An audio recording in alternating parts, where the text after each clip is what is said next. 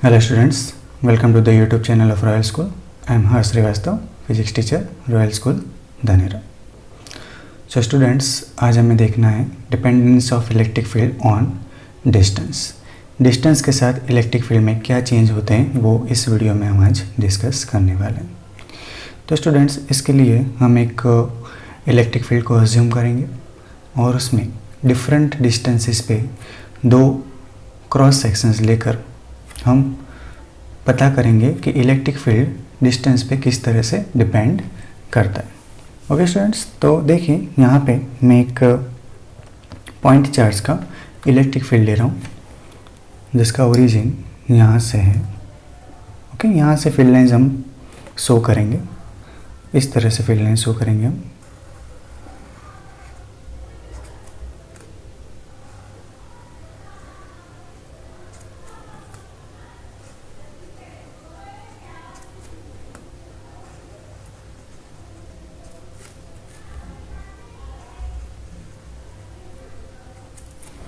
Okay students, ये कुछ field lines मैंने शो की हुई है यहाँ पे. अब देखिए, इन फील्ड लाइंस में हम एक क्रॉस सेक्शन को अज्यूम कर लेते हैं. दो क्रॉस सेक्शंस लेने पड़ेंगे हमें यहाँ पे. तो हम दो क्रॉस सेक्शंस अज्यूम करते हैं, एक यहाँ पे और एक यहाँ पे.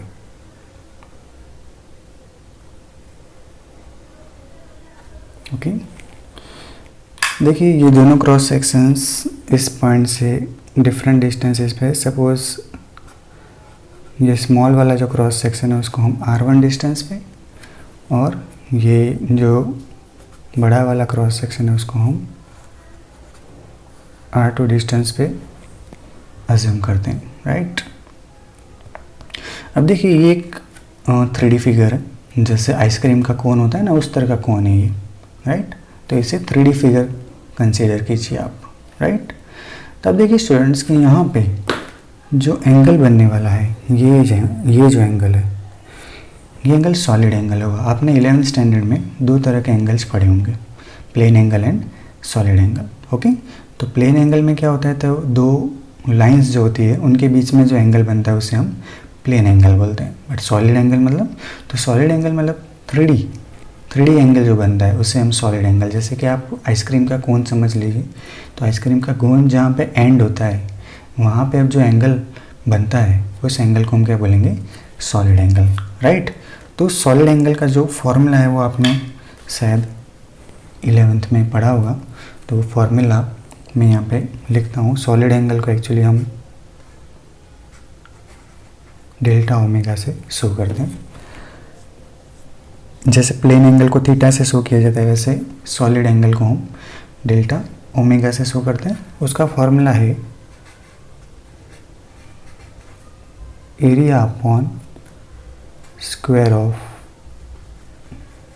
Radius. Area upon square of radius.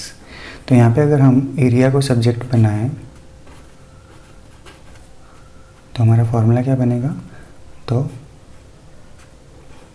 Delta omega मतलब कि solid angle multiply by square of radius.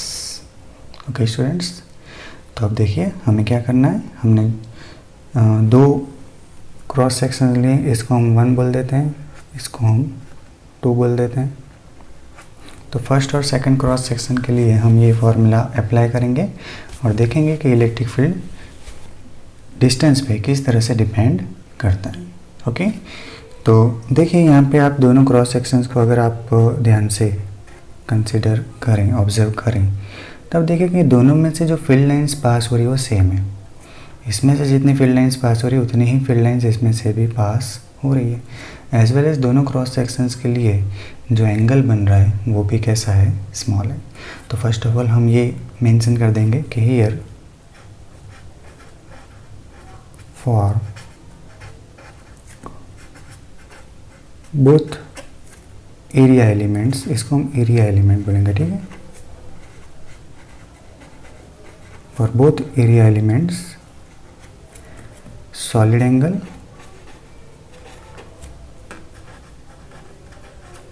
and number of field lines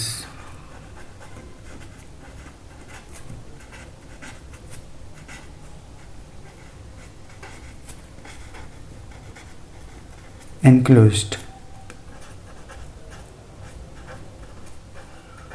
are same,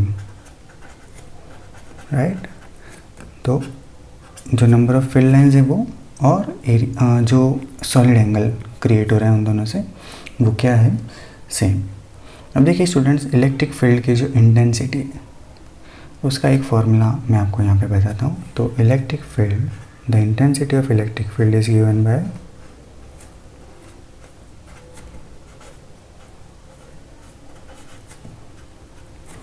तो उसका फॉर्मूला है number of field lines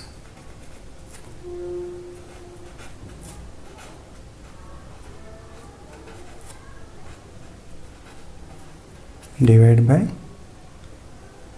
area. Unit area में से, यूनिट क्रॉस सेक्शनल एरिया में से जितने भी number of field lines pass होते हैं उन्हें हम क्या बोलेंगे, तो इलेक्ट्रिक फील्ड बोलेंगे, राइट। तो चलिए ये फॉर्मूला हम हमारे फर्स्ट और सेकंड क्रॉस सेक्शन के लिए अप्लाई करते हैं। So for first of all for cross section 1, तो चलिए उससे जो इलेक्ट्रिक फील्ड प्रोड्यूस हो रहा है उसको हम बोल देते हैं E1। तो E1 is equal to number of field lines, number of field lines को हम n बोल देते हैं, so let it be n। और एरिया उससे हम बोल देते हैं डेल्टा S1। तो देखिए फ्रेंड्स, n अपॉन, यहाँ पे जो डेल्टा S1 है उस इस फॉर्मूला से इसे हम लिखेंगे। तो यहाँ पे solid angle into square of radius is equal to area है, तो ये एरिया भी हम इसी तरह से लिखेंगे। तो सॉलिड एंगल आप देख सकते हैं डेल्टा ओमेगा ही ले लेते हैं हम, और रेडियस, तो आप देखिए फर्स्ट क्रॉस सेक्शन के लिए जो रेडियस है वो क्या है, R1। तो क्या करेंगे हम, R1 square, give it equation number 1, right. चलिए अब ये सेम प्रोसेस किसके लिए, तो सेकेंड क्रॉस सेक्शन के लिए। So now for cross section number 2, तो उसके लिए जो इलेक्ट्रिक फील्ड है उसे हम बोल देते हैं E2। तो E2 is equal to also number of field lines upon area. So number of field lines तो n ही रहेगी दोनों में, अपॉन एरिया, तो उसके एरिया को हम बोल देते हैं डेल्टा S2, राइट। तो चलिए डेल्टा S2 का जो फॉर्मूला हो, area is equal to solid angle into radius square के अकॉर्डिंगली लिखते हैं।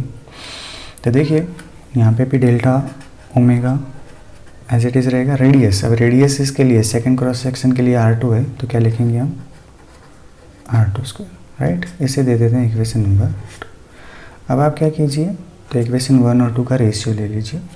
तो इक्वेशन 1 में है E1 अपॉन इक्वेशन 2 में है E2 is equal to n upon delta omega into R1 square multiply n upon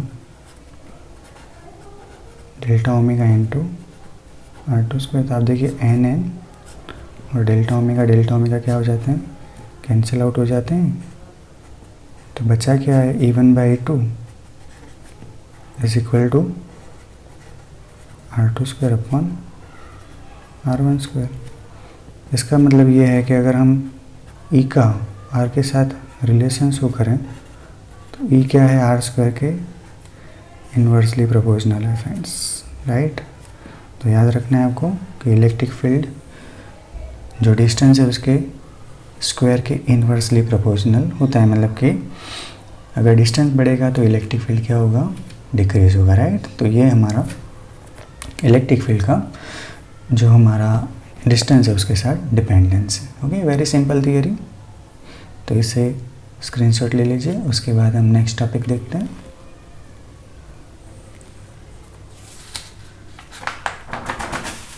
okay students, सो हमारा नेक्स्ट टॉपिक है बहुत ही इंटरेस्टिंग टॉपिक और उसका नाम है इलेक्ट्रिक डाइपोल। क्या नाम है उसका?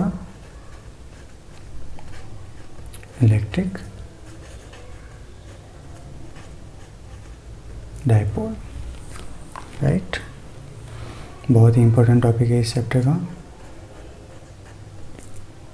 देखिए उसके नाम पे से आपको पता चल रहा होगा कि डाई मतलब क्या होता है। डाइपोल, डाई मतलब हम जनरली दो, टू, उसके लिए यूज़ करते हैं, राइट। और पोल, यहाँ पे कोई मैग्नेट का पोल नहीं लेना है हमें, बट डाइपोल मतलब दो इलेक्ट्रिक चार्ज।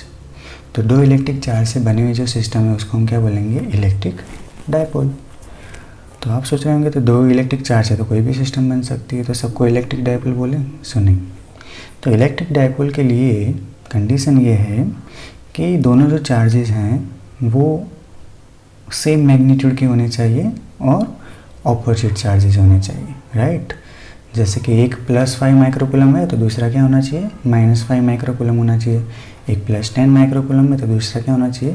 -10 माइक्रोकूलम होना चाहिए। तो इस तरह से दो सेम मैग्नीट्यूड के ऑपोजिट चार्जेस को हम डिफाइनाइट डिस्टेंस पे रखते हैं तो उनसे जो सिस्टम क्रिएट होती है उसे बोला जाता है इलेक्ट्रिक डाइपोल, राइट। तो सबसे पहले हम इलेक्ट्रिक डाइपोल की जो डेफिनेशन है वो लिखेंगे कि electric dipole is what. So electric dipole is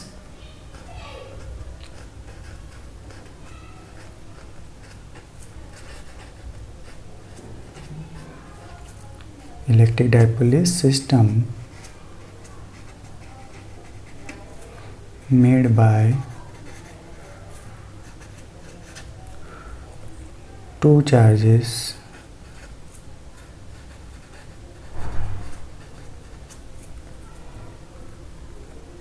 to, यहाँ पे ऑपोजिट चार्जेस ऐड करेंगे हम, two opposite charges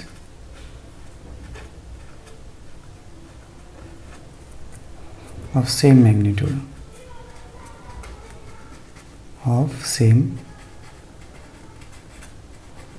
magnitude, kept at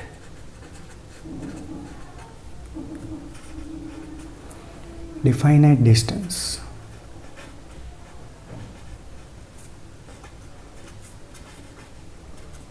okay students, तो एक डिफाइनाइट डिस्टेंस पे अगर हम सेम मैग्नीट्यूड के दो ऑपोजिट चार्जेस को प्लेस करते हैं तो उससे जो सिस्टम बनती है उसे हम क्या बोलेंगे? Electric dipole. तो देखिए इलेक्ट्रिक डाइपोल का यहाँ पे एक सिंपल डायग्राम मैं ड्रॉ करता हूँ। यहाँ पे हम ले लेंगे दो चार्जेस, एक पॉजिटिव क्यू, एक नेगेटिव क्यू, और उनके बीच का जो डिस्टेंस है वो डिफाइनाइट होता है और उस डिस्टेंस को नाम दिया जाता है 2a। याद रखना स्टूडेंट्स, ये जो डिस्टेंस है वो क्या होता है? 2a, right. तो अब बात आती है कि यहाँ पे जो इलेक्ट्रिक डाइपोल के चार्जेस हैं वो एक दूसरे के साथ बहुत ज़बरदस्त फोर्स से जुड़े हुए होते हैं। उनको अलग करना हमारे लिए एक्चुअली इम्पॉसिबल टास्क होता है। तो इनकी स्ट्रेंथ को नाम दिया गया electric dipole moment, right. Electric dipole moment. तो स्टूडेंट्स यहाँ पे हम सबसे पहले इलेक्ट्रिक डाइपोल मोमेंट का जो फॉर्मूला है वो लिखेंगे। सो डाइपोल मोमेंट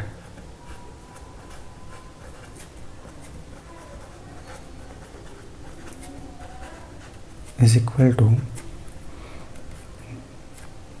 चार्ज, किसी एक चार्ज का मैग्नीट्यूड ले लेंगे, मैग्नीट्यूड ऑफ चार्ज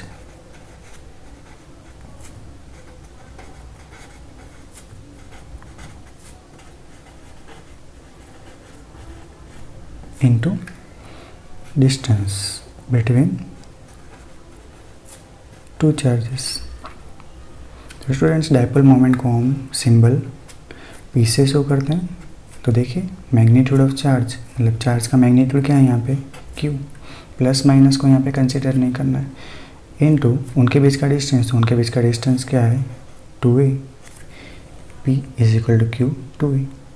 और डाइपोल मोमेंट जो है वो एक वेक्टर क्वांटिटी, तो यहाँ पे हम वेक्टर करेंगे और एक वेक्टर यहाँ पे भी करेंगे। ध्यान रहे कि यहाँ पे ए एक्सेलरेशन के लिए डिनोट नहीं किया गया है, यहाँ पे 2a कंबाइन है, ओके। और 2a जो है वो क्या है, तो डायपोल के दोनों चार्जेस के बीच का डिस्टेंस है, ओके स्टूडेंट्स। तो ये आपको अपने दिमाग में याद रखना है बहुत अच्छी तरह से। This is the formula of dipole moment which is very much useful in our chapter, okay. चलिए अब उसके डायरेक्शन की बात करते हैं। इलेक्ट्रिक डायपोल मैंने आपको बताया कि वेक्टर क्वांटिटी है, तो उसकी डायरेक्शन भी होगी।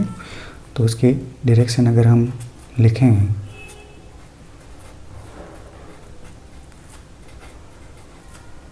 तो उसके डायरेक्शन नेगेटिव चार्ज से पॉजिटिव चार्ज की तरफ होते हैं, टुवर्ड्स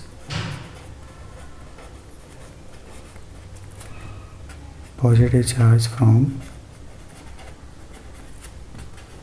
नेगेटिव चार्ज, ओके। मतलब माइनस क्यू से प्लस क्यू की तरफ। अगर यहाँ पे फिगर में हम डायपोल मोमेंट की डायरेक्शन शो करें तो वो इस तरफ होगी,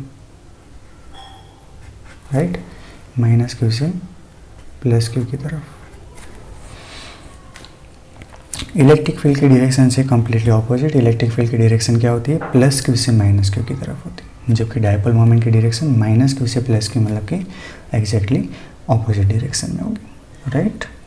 उसके बाद उसके यूनिट की बात करें तो यूनिट भी बहुत सिंपल है। देखिए आप उसके फॉर्मूला वैसे निकाल सकते हैं। क्यू, तो क्यू का यूनिट क्या होता है, क्यू मतलब चार्ज, चार्ज का यूनिट होता है कूलम, इनटू 2a मतलब क्या है, दोनों चार्जेस के बीच का डिस्टेंस, जिसको हम लिखेंगे मीटर। तो कूलम मीटर, सेंटीमीटर नहीं है, कूलम मीटर है, राइट। इसको सेंटीमीटर रीड नहीं करना। सेंटीमीटर में स्मॉल सी होता है, यहाँ पे कैपिटल सी है जो कि कूलम का सिंबल है, ओके। अब उसके डायमेंशनल फार्मूला की भी बात कर लेंगे। डायमेंशनल फार्मूला निकालना भी सिंपल है हमारे लिए उसका। तो m डिस्टेंस का डायमेंशनल फार्मूला है L1, और चार्ज का डायमेंशनल फार्मूला है Q। या तो हम इसको इलेक्ट्रिक करंट के फॉर्म में भी लिख सकते हैं, Q इजिकल टू IT, तो हो जाएगा L1 T1 A1, राइट। तो ये हमारा डायपोल मोमेंट का डायमेंशनल फॉर्मूला, ओके स्टूडेंट्स। अब एक बात और कर लेते, पॉइंट डायपोल।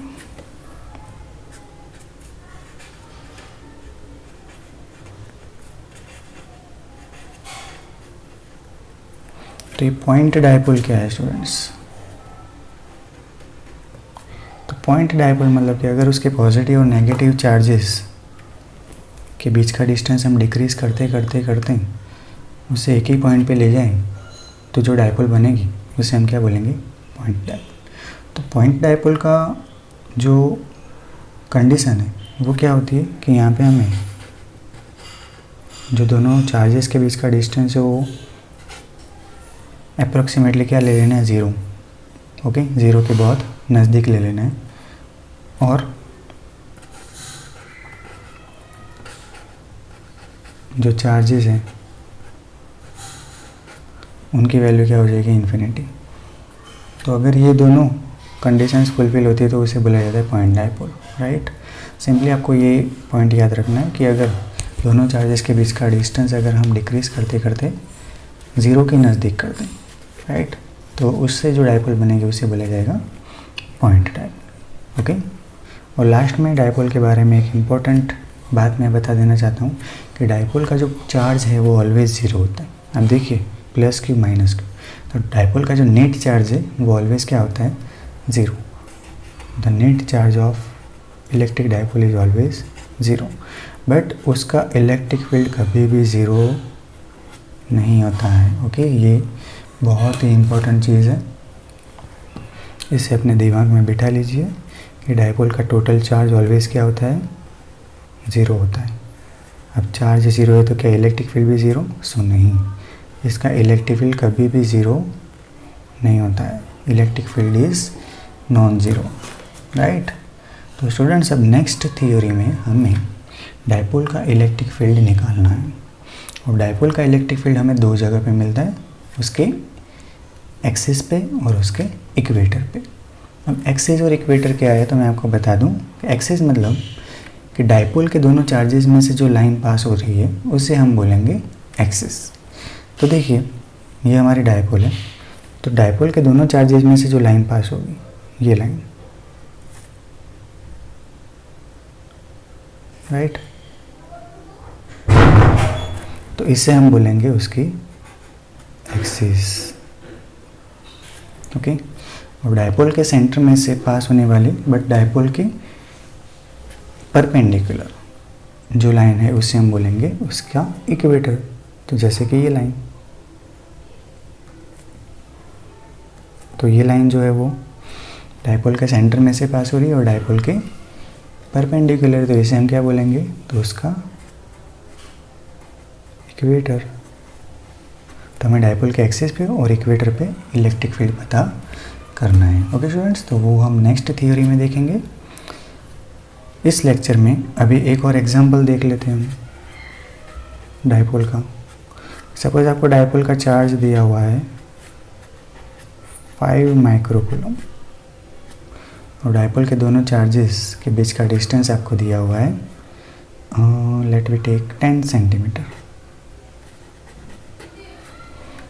तो आपको पता करना है कि डायपोल मोमेंट कितना है, राइट। चलिए उसे मैग्नीट्यूड के फॉर्म में गेट करते हैं अभी। तो देखिए स्टूडेंट्स, अगर इसकी फिगर हम ड्रॉ करें तो इस तरह से होगी। तो ये एक +5 माइक्रोकूलम चार्ज, दूसरा -5 माइक्रोकूलम चार्ज, और उनके बीच का जो डिस्टेंस है 2a, वो आपको किसके इक्वल दिया है, 10 सेंटीमीटर। तो स्टूडेंट्स यहाँ पे मोस्टली स्टूडेंट्स जो मिस्टेक करते हैं वो मैं आपको बता दूँ कि यहाँ पे स्टूडेंट्स a की वैल्यू 10 सेंटीमीटर ले लेते हैं। क्या करते हैं, a की वैल्यू को 10 सेंटीमीटर, फिर 2a को हम 20 सेंटीमीटर कर देंगे, राइट। ऐसा करना नहीं है। ये जो भी आपको डिस्टेंस दिया हुआ है कम्प्लीटली दोनों चार्जेस के बीच का मतलब कि 2a डिस्टेंस दिया हुआ है, करेक्ट। तो अगर a आप लेना चाहते हो तो वो कितना लेंगे, हम 5 सेंटीमीटर लेंगे अगर आप चाहते हो तो। अदरवाइज़ ये जो 10 सेंटीमीटर डिस्टेंस है वो पूरा 2a डिस्टेंस आपको दे दिया गया है, सिर्फ a नहीं दिया गया है, right. So 2a is equal to 10 centimetre. तो देखिए डायपोल मोमेंट का जो हमारा स्केलर फॉर्म है वो हम अप्लाई करते हैं। तो p इज इक्वल टू हो जाएगा q into 2a, right. So q is what, 5 microcoulomb. तो अगर उसे कूलम में कन्वर्ट करें तो 5 इंटू 10⁻⁶ और 2a, तो 2a आपको दिया 10 सेंटीमीटर, उसको अगर मीटर में कन्वर्ट करें तो हो जाएगा 10⁻² मीटर। तो 5 × 50 मल्टीप्लाई 10⁻⁻8। यूनिट क्या लगाएंगे, तो डायपोल मोमेंट का यूनिट मैंने आपको पहले ही बताया, कूलम मीटर, ओके स्टूडेंट्स। तो ये हमारा आंसर होगा। So this was the short introduction of electric dipole. हम नेक्स्ट लेक्चर में हम इलेक्ट्रिक डायपोल का जो इलेक्ट्रिक फील्ड है वो देखेंगे, उसके एक्सिस पे और उसके इक्वेटर पे, okay students. So till then, like, share and subscribe the channel. Thank you.